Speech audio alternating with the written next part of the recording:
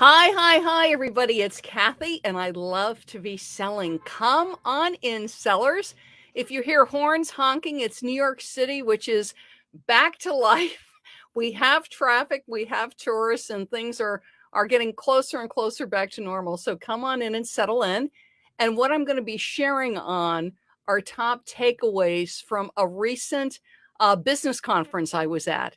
So I was in Nashville. It's actually my first trip to Nashville, Tennessee this past week, which was super fun. What a great city. And I attended Christy Wright's Business Boutique conference. It is, hey, Sharon, how are you? It is not an eBay conference, and I'm going to talk about that in a minute. It is a general women's business conference. There were men there, so yay, guys. But it was a business conference. Hey, Dale, how are you? So this is what I wanted to talk about first is attending conferences and attending conferences for eBay sellers. I'm going to stick to eBay. So we're not talking Poshmark. We're not talking Macari. Hey, Tiffany, how are you? You just got home. Yay. We're not talking Amazon, eBay.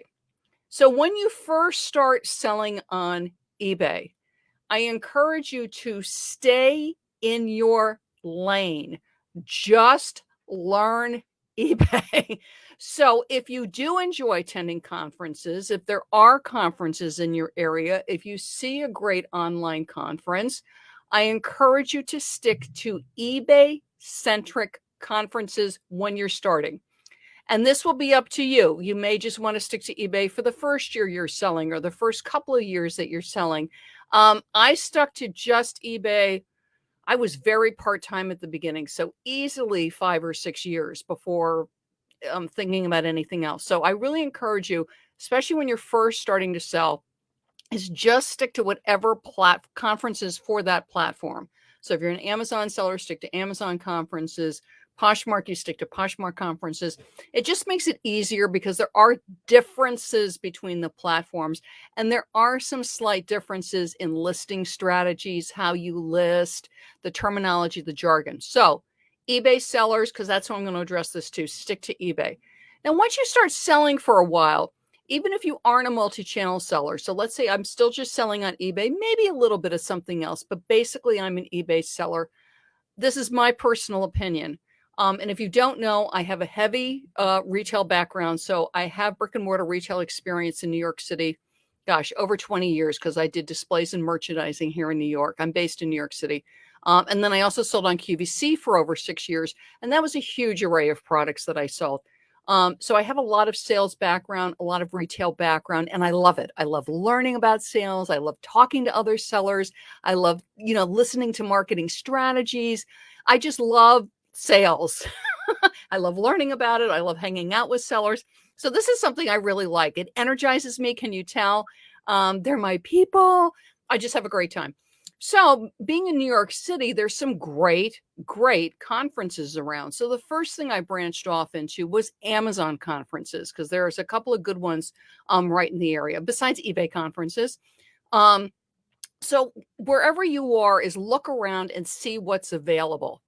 Obviously, because of everything we just went through the past couple of years, everything was online. So some things became more accessible. But because of that, what a lot of conferences have discovered is besides having a live component, they also have a virtual component. So they'll have something streaming and you can sit wherever you are and you can be a part of the conference, but do it all through your computer, through your phone, which is great. If you've got a lifestyle where it's really hard for you to travel, just different things, or for finances, you can afford the virtual, you can't afford, or it's not a wise decision to travel with the expenses of the traveling, I totally recommend virtual. Okay. It's really, really good. Take them. And again, pick the ones that you think are best for you. But when you are able to do in person, they're great because there's nothing like hanging out with your fellow sellers. There's nothing like just being one-to-one, face-to-face. And also the energy in these conferences when you're there live is extraordinary. So the one that I recently attended, and I'm selling on eBay over 15 years, was Christy Wright's Business Boutique conference, which was in Nashville. A couple reasons I attended it. One, it's in Nashville. Nashville was on my bucket list. I've always wanted to go to Nashville. So I'm like, yay, I get to go to Nashville. Two, I follow Christy, and really I enjoy her energy. I enjoy her take on business. She's very positive, but she's very practical. So I like that. And also she's general business. So the people that come to her conferences, because I was introducing myself to a lot of people, I met realtors. I met small business. I met a lot of bakers. There were a lot of bakers at Christy Wright conferences. So cookie makers and muffin makers and wedding cake makers. So a lot of bakers, realtors, craftsmen. I met a bunch of Etsy sellers. One in particular I had a really great talk with, who does pottery. Then people that are course creators. I met one woman who's a wonderful artist, but she also teaches art in schools. So it was about how marketing and networking for the courses that she's created that she brings to schools in her area. She was in Kentucky. So I love that. It was like course creators, artists. I met Etsy sellers. I met Amazon sellers, and then coaches. One woman in nursing, which I thought was really interesting, and she was explaining that the paperwork for what the nurses have to do is really, really arduous, and she had a course for nurses. So you meet a huge array of people. Again, somebody new in eBay, I don't recommend this. Further along, I do recommend this, and this is why. It's good as a seller, as a business person, to listen to other business people. And these were small sellers, some were medium, and I spoke to a couple that were extremely large. It's good to listen to people that are sellers. They're selling a product or a service that are not eBay, and just listen, like, what's the commonality? What do I have in common? For them, acquiring customers.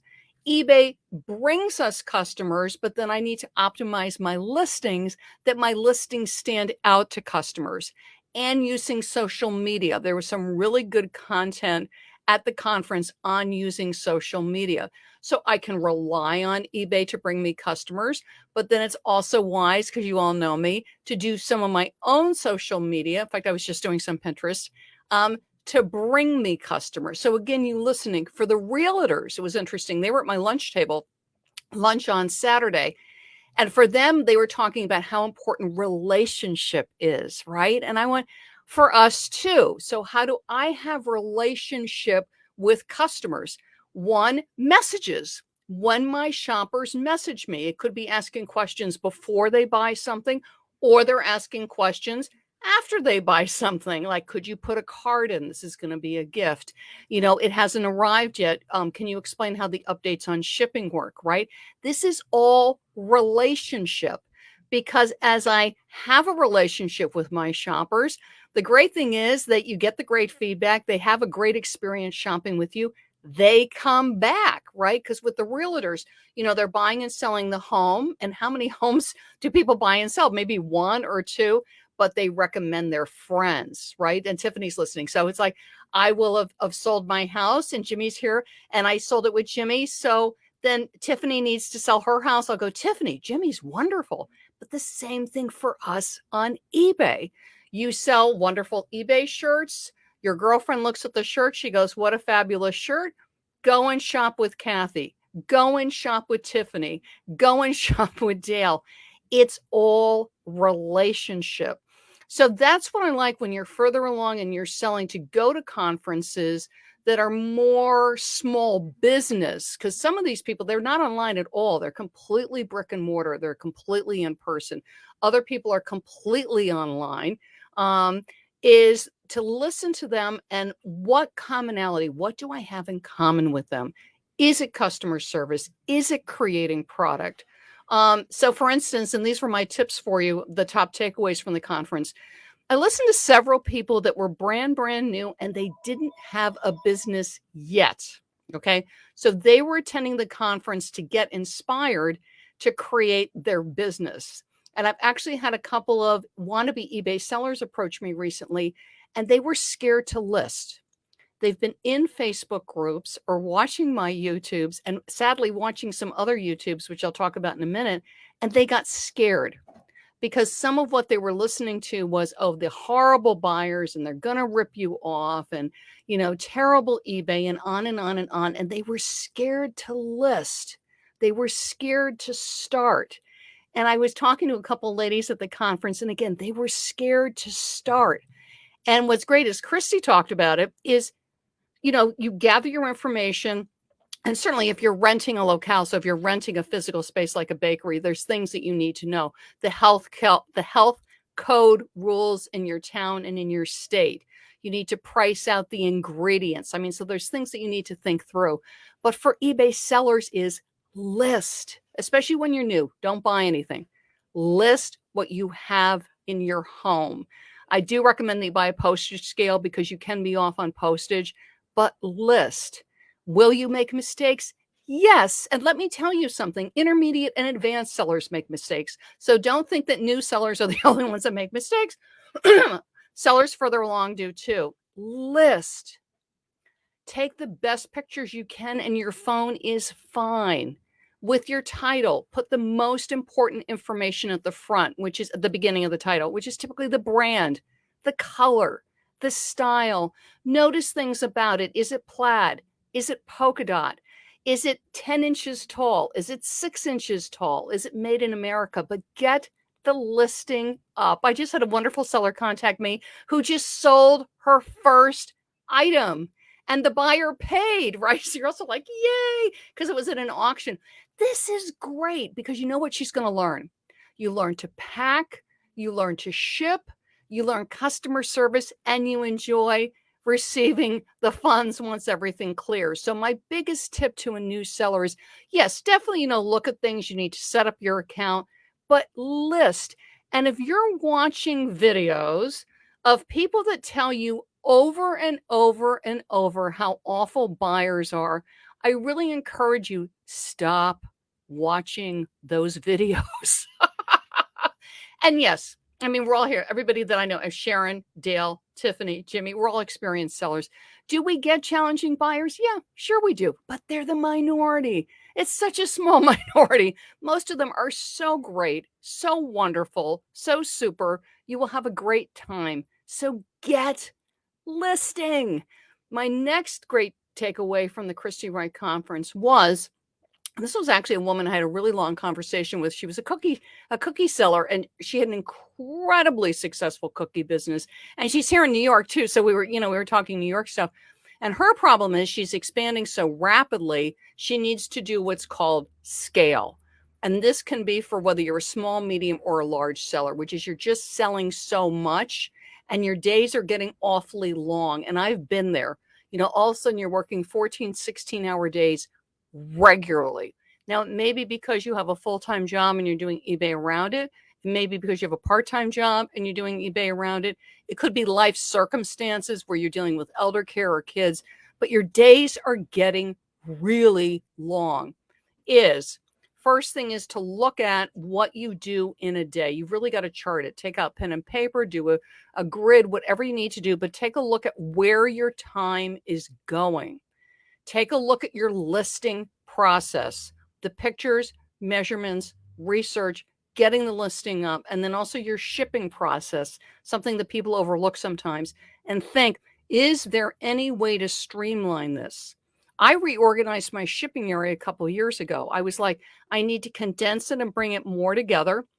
And I need the pieces of my shipping that I use a lot. Tape for me, the padded priority mail mailers, which literally are like 6 inches to my right. Things that I use a lot that are literally like within an arm's reach, or if you have a shipping station, is that the items that you use the most are the closest and the easiest to get to, okay? You don't want to be running across the room to get something that you use all the time. So whatever you use all the time, it needs to be close, and it's going to be different for everybody. Same thing with the way you organize your poly mailers, that they're organized by size. Same thing for the boxes, they're organized by size, so that when you're packing, it's literally item, bubble wrap, whatever wrapping you're doing. I grab the padded mailer, I grab the box, and then you're ready to go. That you're not going here and then here and then here, because it doesn't seem like a lot, but if you can shave off, let's say like a minute or 2 minutes per item that you're packing, And let's say that you sell 5 things a day. That's 10 minutes a day they just got put back in your schedule. What can't you do with 10 minutes? And let's say you shave 2 minutes off your typical packing or 3 minutes off your typical packing. It adds up. So when you're scaling, when your business is growing, look at what your work process is. Your listing, your shipping, and inventory sourcing. Like you may be used to shopping every day and you're scaling, you're really growing. So you may want to take a look at that and go, no, I'm only going to shop 2 days a week or 3 days a week. Okay. And when I shop, I'm going to clump these stores together that are all really close. So it's going to be sort of a long day, but all the sourcing is done at once, perhaps on a really good sale day. Like I know that one of the big thrift stores in my neighborhood, they have a family day. It's half off on Wednesday. That would be the day that I hit. Okay. So think about, how do I ship? How can I streamline it? My listing process, is there a way to streamline it? And the shipping. Once you do that, then also think things like your email. I just set up in my Gmail, which is my eBay email, automatic blind copy. And you can just Google it and see how it is. It's not that hard. So that way, when I'm sending emails, that immediately a blind copies me, so that I have a copy of it. So I'm not having to manually do it. That doesn't seem like a big deal. But again, if it takes me 5 or 6 seconds on every email, I'm doing 15, 20, 30 emails a day. It adds up. So look at automations. Are there automations that I can add to my listing, to my shipping, and also just your office procedures, your calendar, whatever. So it's more streamlined. So I'm not hiring anybody yet. I'm just streamlining my work process. Once you do that, then you look at, are there tasks that I can outsource? Either have a family member or hire somebody and have them do it. And don't forget that with your eBay selling business, it's inventory, it's shipping, it's the taking the measurements and the pictures. And also when you get large enough, you can take a look at whether for outsourcing, you're hiring a bookkeeper. Okay. So new list and stay in your lane. You know, it's great to look at all these different platforms, but particularly when you're new to eBay, it's going to really help you to learn eBay and grow on eBay, to just stick to eBay. Then as you grow, you can add platforms and other things. Then when you're more intermediate, advanced, and you're looking at scaling, you really want to put your work process, which is your listing and your shipping and your inventory sourcing, under a microscope and really look at what your processes are. Step 1 is what can be automated or streamlined, where I'm just using an app. I'm just doing something more efficiently. I'm not hiring anybody. Then you look at what part of my work processes can I outsource? I can bring somebody in to do it or have somebody virtually do it to free up my time so that I'm not working a 14-hour day, a 16-hour day. And again, the conferences are great. And again, at the beginning, really stick to whatever platform you're on. It helps you to stay focused and to learn. Sometimes I'll see people fall by the wayside on selling, and it's because they went too broad too fast, so they got overwhelmed. It was just too much. Always good to learn one thing at a time. So I'm putting on blinkers is what I'm doing. One thing at a time, and then expand from there. And then same thing with intermediate and advanced. I'm good if I'm really focusing, learning one thing at a time, or maybe 2, because I'm always in workshops. I'm always in webinars. I'm always learning something. And attending Christy's conference, my goal was, I really wanted to listen to the needs of small business women and listen to what I knew was also true for eBay sellers. Or in listening, I go, you know what? That's true for eBay sellers too. And I hadn't thought about it. And I'm hearing it in different language, like with the realtors, the importance of relationships, which is like an obvious one for realtors, but it's such an obvious one too for eBay sellers. But we may not think about it because we're so focused on listing and shipping and everything else. So I encourage you, as you grow, when there's a good conference nearby or one where you want to travel, it's a wonderful city that's on your bucket list, to do it, because they are super fun and it's energizing. And we need to like nourish ourselves, take in wonderful information, enjoy being with other sellers so that we stay built up and we stay energized and we stay happy with our selling. Okay. I've got great tips for you on my website. I love to be selling.com, whether you're a newer seller or a more experienced seller.